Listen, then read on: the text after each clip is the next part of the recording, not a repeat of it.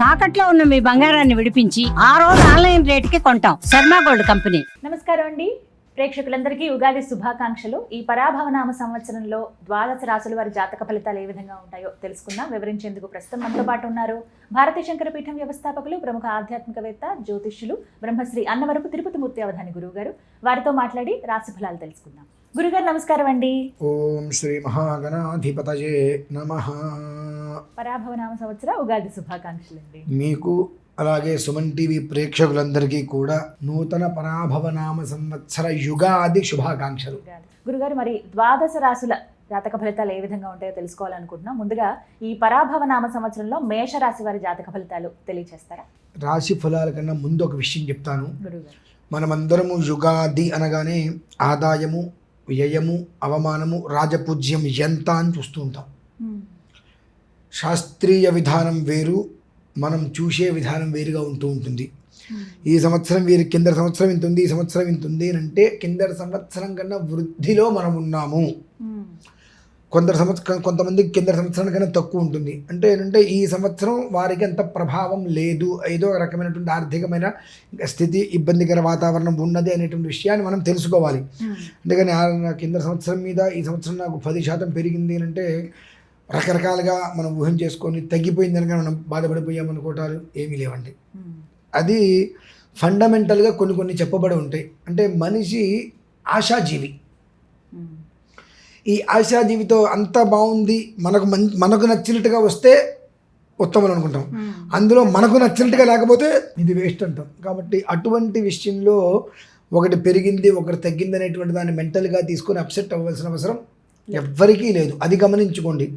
ఎప్పుడూ కూడా ద్వాదశ రాశులకి కూడా రాజు ఎవరైతే ఉంటాడో, మంత్రి ఎవరైతే ఉంటారో, సేనాధిపతి, వీళ్ళని అనుసరించి వీళ్ళ యొక్క నక్షత్రాలకి, లగ్నానికి అనుసరించి విధానం ఏర్పడుతుంది. అవమానం ఇవన్నీ వస్తాయి. అవమానం 3 అంటాం, కింద సంవత్సరం 4 ఉందంటే మనకి ఈ సంవత్సరం 1% అవమానం కలుగుతుంది. 3% కరగడం కాదు. కింద సంవత్సరం 4 అవమానం ఉంది, ఈ సంవత్సరం 3 ఉంది. అంటే కింద సంవత్సరంతో పోలిస్తే 3 సార్లు తగ్గింది, 1% మనకు అవమానం ఉంది. మనం దాన్ని తెలుసుకోవాల్సిన విషయం.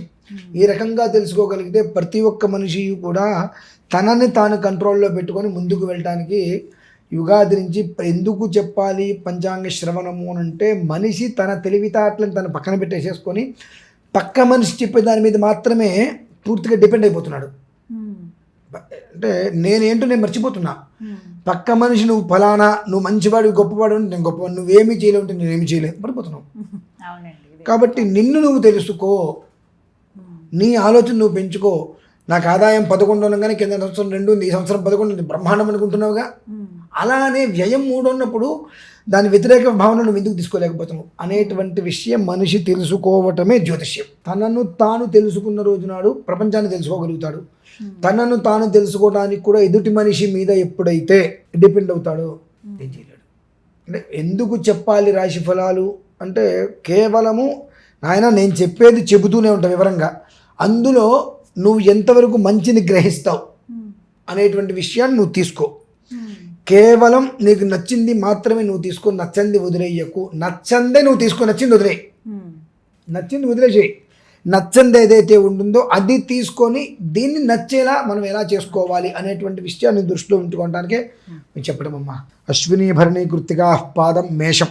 మేషరాశి వారికి పరాభవనామ సంవత్సరం అనేటువంటిది ఏ రకంగా ఉంటుంది అంటే, వాళ్ళు ఉండేటువంటి ఆలోచనలో వాళ్ళు ఎప్పుడూ కూడా ఒక మోస్తరి అహంకారం అని చెప్పడానికి వీల్లేదు కానివ్వండి, నా అంతటి వాడు లేదు అనేటువంటిది ఒకటి ఉంటుంది.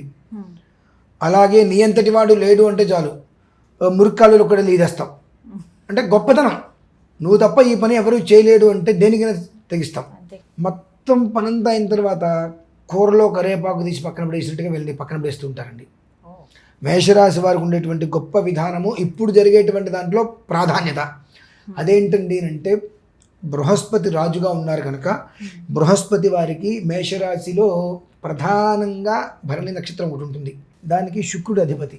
అలాగే అశ్వినికి వచ్చేటప్పటికి చంద్రుడి అధిపతి. వీళ్ళిద్దరికీ గురువుతో పడదు. అలాగే గురువు శుక్రుడు బాగా శత్రువులు. గురువు కేతువు కలిసినప్పుడు ఒక్కసారి వాళ్ళకి అద్వితీయమైన గురు చండాల యోగం అద్భుతంగా కూడా ఉంటుంది, చాలా అవివేకంగా కూడా ఉంటుంటుంది. ఆ కర్మ ప్రారంభం వల్ల లగ్నాన్ని అనుసరించి ఉంటుంది. అంటే ఈ మేషరాశి వారికి ఒక రకంగా చూస్తే వీళ్ళని పట్టుకోవడం ఎవరితరం కాదు అనుకుంటారు. అంతలోకే వాళ్ళని నీ అంతటి గొప్పవాళ్ళేడే అండొచ్చి ఇక్కడ కూర్చుంటాడు. అంటే వాళ్ళ చేత ఏ పనైనా చేయించుకొచ్చి చెప్పి వాళ్ళ బలము వాళ్ళ బలహీనత రెండు వాళ్ళేనండి. నువ్వు పొగిడితే నా అంతటి వాళ్ళని పొంగిపోతారు, ఇంకా ఇక ఏదైనా చేసుకుంటూ వస్తారు. ఆ రకంగా బయట వ్యక్తుల కోసం చాలా తాపత్రయపడి వీళ్ళ జీవితాన్ని కూడా వాళ్ళు ధారపోస్తూ ఉంటారు. ఇటువంటి పరిస్థితి. శుక్రుడు బృహస్పతి ఇద్దరూ కూడా పూర్తిగా శత్రుత్వము వలన ఆ శత్రుత్వానికి చాలా యుద్ధాలు కూడా జరిగాయి. ఈ బృహస్పతికి నెగిటివ్గా శుక్రుడు రావడం, ఒకళ్ళ రాక్షసులకు గురువు, ఒక ఆయన దేవతలకు గురువు, ఇద్దరూ గురువులే అయినప్పటికీ కూడా బద్ధ శత్రు స్థానంలో ఉండబట్టి సాధ్యమైనంత వరకు ఈ పరాభవనామ సంవత్సరంలో ఇంద్రుడిని ఆరాధన చేసుకోవడం, దక్షిణామూర్తిని ఆరాధన చేసుకోవడం, ఇవి వీళ్ళు ఎంతవరకు చేసుకుంటూ వస్తారో అంతవరకు కూడా వీళ్ళకి ఏ ఇబ్బంది లేకుండా ముందుకెళ్తుంది. రెండు, అంతకన్నా ప్రమాదకరమైన విషయం ఏంటంటే గ్రహణం అనేటువంటిది ఏదైతే ఉందో దాని నుంచి వీళ్ళ జీవితం ప్రారంభమవుతుంది. ఉగాది కన్నా ముందు, ఉగాది కన్నా ముందు గ్రహణం నుంచి వీళ్ళ ప్రారంభమవుతుంది. ఆ గ్రహణ ఛాయలను అనుసరించి వీళ్ళ లైఫ్ ఎండ్ అండ్ డెత్ రెండు కూడా వస్తాయి. వాళ్ళ కనుక లైఫ్ అలా టర్నింగ్ తిరిగే వ్యవస్థ ఏర్పడిందా, ఇతపూర్వం కూడా చెప్పుకున్నాం. ఈ పరాభవం కాదు, ఇటువంటి 10 పరాభవాలు వచ్చినా 5.5-6 సంవత్సరాల వరకు కూడా మేషరాశి వారికి వేలెత్తి చూపించే స్థితి ఉండదు. వారు ఖచ్చితంగా ప్రతిరోజు ఒక 10,000 మందికి పెట్టేటువంటి స్థితికి వెళ్తారు. పట్టుకుంటే బంగారమే, ఏది ముట్టుకున్నా అది యోగానికి వెళ్ళేటువంటి స్థితి ఉంది. అలాగే వీళ్ళు కేవలం ఎదుటి మనిషి సంతృప్తి కోసం నువ్వు చేయటం మానేసిన రోజున ఇంకా అభివృద్ధి చెందుతావు. అంటే మనం చేసే పని ఎదుటి మనిషికి సంతోషపడాలి, వాడు మనల్ని పొగుడుతున్నాడు కాబట్టి అనేటువంటి స్థితిని నువ్వు పక్కన పెట్టి నీ పేరు బయటికి రాకుండా చూసుకో. ఎందువల్లంటే పూర్తిగా సీసీ కెమెరాస్ లాంటివి నీ మీద దృష్టి పెడతాయి చాలా వరకు. ఈ మేషరాశి మీద విపరీతంగా దృష్టి ఉంటుంది. ఈ దృష్టి ప్రభావముచే అది రాజకీయం కావచ్చు, సినిమా రంగం కావచ్చు, ఏదైనా సరే ఈ మేషరాశిలో సంబంధించిన విషయాలలో అశ్విని నక్షత్రం వారేమో అహంకారంతో కళ్ళు మూసుకుపోయి ప్రమాదాలు కొని తెచ్చుకుంటారు. భరణి నక్షత్రం వాళ్ళు పూరిలాగా పొంగిపోయి ఇంత పొంగ వేలు పెట్టగానే పట్టం పగిలిపోతుంది, అది అంత పొంగి ఎలా పగిలిపోతారు వాళ్ళు. ఇకపోతే కృత్తిక, ఈ కృత్తిక నక్షత్రం వారు వీళ్ళు చేసిన అప్పులకి సమాధానాలు చెప్పుకోలేక భగవంతుడిని కాపాడని చెప్పి వేడుకోవాల్సిన స్థితులు బాగా ఉన్నాయి. ఈ 3 చూసుకుంటే మేషరాశికి ఉన్నాయి, విడివిడిగా చూసుకుంటే ఒక విధానంలో ఉన్నాయి.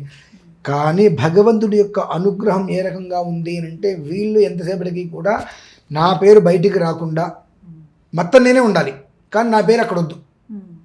ఇవాళ వద్దు, రేపొద్దు నీ పేరే వస్తుంది అక్కడ, కానీ ఇవాళ నా పేరు కోసం నువ్వు తాపత్రయపడకుండా అలా నువ్వు ప్రశాంతంగా నువ్వు తెర వెనకే ఉండి తెర ముందు మొత్తం వ్యవహారం చేయించుకుంటూ వస్తే నీ పేరు బయటికి రాదు. కాబట్టి సీసీ కెమెరాల్లో నువ్వు పడకుండా ఉంటావు.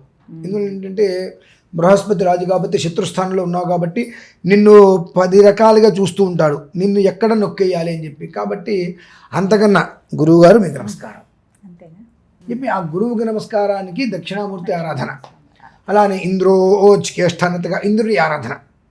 ఇంద్రుడి ఆరాధన ఎలా చేయమంటారండి, ఎలా చేసుకోవాలి అసలు? ఇప్పుడు అన్ని దిక్కులు ఉన్నాయి. తూర్పు దిక్కుకి ఇంద్రుడి అధిపతి, ప్రాగ్భాగే ఇంద్రం అంటారు, ఇంద్రం అధిపతి.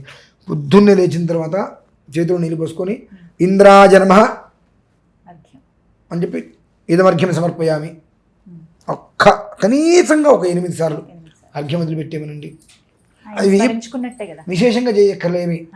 ఇంద్రం పరశివం ఆవాహయామని చెప్పి తూర్పుకి ఇంద్రాజనమ ఇదమర్ఘ్యం సమర్పయామని చెప్పి 8 సార్లు నీళ్ళు వదిలిపెట్టండి, అంతకుమించి ఏం చేయక్కర్ల. అలా ఇంద్రుడిని ఆరాధన చేసుకుంటూ దక్షిణామూర్తిని చేసుకుంటూ ఒక్కసారి జాతకాన్ని పరిశీలింప చేసుకోగలిగితే మేషరాశి వారు ఒక రకంగా బ్యాలెన్స్డ్గా ఉంటారు అని చెప్పడం ఎంత కరెక్టో, వాళ్ళని పొగిడి వాళ్ళ చేత ఏ పనులైనా చేయించుకొని చివరికి వాళ్ళ ఫలితం రాకుండా కూడా పక్కన పడేసేయచ్చు.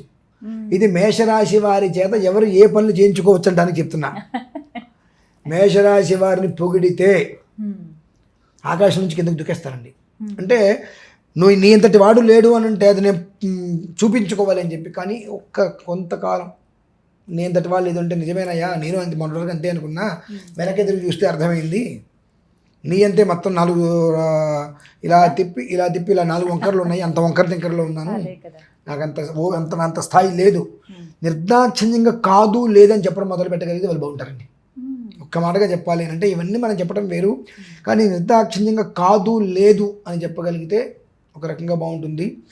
ఉద్యోగ విషయంలో మాత్రం కొంచెం జాగ్రత్త. కొంతమందికి అకారణంగా ఉద్యోగంలో ఇబ్బందులు వస్తే, కొంతమందికి అదే ఉద్యోగంలో మంచి ఊహగందని పరిస్థితి కూడా వస్తూ ఉంటుంది.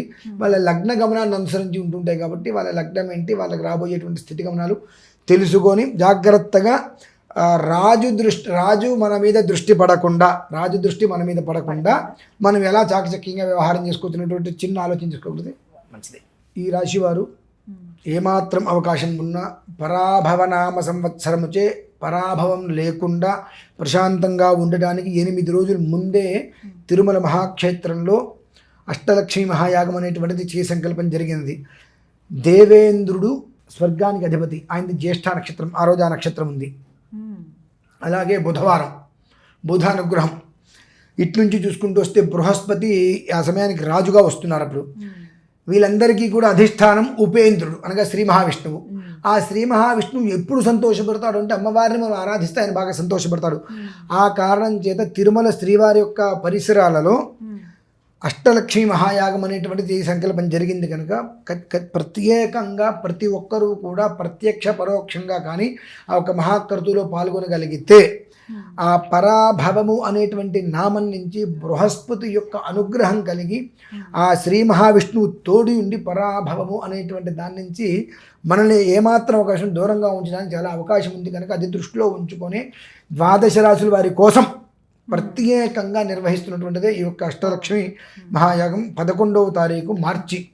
మార్చి 11 అందరూ పాల్గొనొచ్చు కదండి. ప్రతి ఒక్కరూ పాల్గొనవలసిందే. 27 నక్షత్రాల వారు తప్పకుండా పాల్గొని తీరవలసిందే. దీనివల్ల వాళ్ళకి జరిగేటువంటిది ఆ రోజు నుంచే, ఎప్పుడో కాదండి, ఆ రోజు నుంచే యుగాదిలోపు రోజుకు ఒక రకమైనటువంటి ఆనందాన్ని వాళ్ళు చూడగలుగుతారు.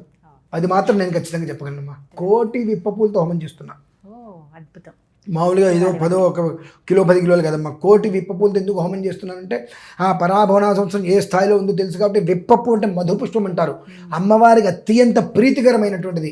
ఆ అమ్మవారి ప్రీతికరమైనటువంటి పదార్థాల్లో అమ్మవారిని సేవించి తద్వారా శ్రీ మహావిష్ణువు యొక్క అనుగ్రహంతో రాజుగారి యొక్క ఆశీస్సులతో క్షేమంగా ఉండాలి అని ఉద్దేశ్యం. చక్కగా వివరించారు. ధన్యవాదాలు గురుగారు.